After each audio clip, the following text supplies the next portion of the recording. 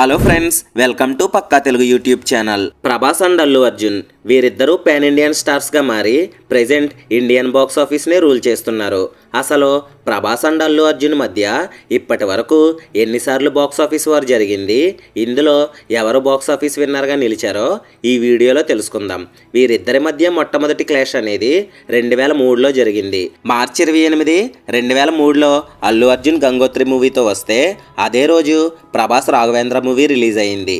ఇందులో Allu Arjun Gangotri movie blockbuster హిట్గా నిలిస్తే రాఘవేంద్ర మూవీ యావరేజ్గా నిలిచింది. సో ఈ ఫస్ట్ క్లాస్లో అల్లు అర్జున్ విన్నర్గా నిలిచారు. ఆ తర్వాత రెండవసారి వీరిద్దరి మధ్య క్లాస్ 2004లో జరిగింది.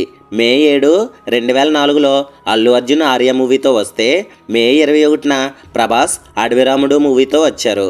ఇందులో ఆర్య మూవీ బ్లాక్ బస్టర్ హిట్గా నిలిస్తే అడవిరాముడు మూవీ ఫ్లాప్గా నిలిచింది. ఇక మూడవసారి వీరిద్దరి మధ్య క్లాస్ 2005లో జరిగింది.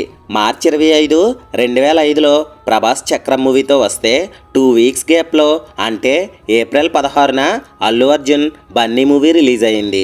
ఇందులో బన్నీ మూవీ బ్లాక్ బస్టర్ హిట్గా నిలిస్తే చక్రం మూవీ ఫ్లాప్గా నిలిచింది. ఇక నాలుగవసారి వీరిద్దరి మధ్య క్లాస్ 2007లో జరిగింది. ముందుగా ప్రభాస్ యోగి మూవీతో జనవరి 10, 2007లో వస్తే 2 డేస్ గ్యాప్లో జనవరి 12న అల్లు అర్జున్ దేశముద్రు మూవీ రిలీజ్ అయింది.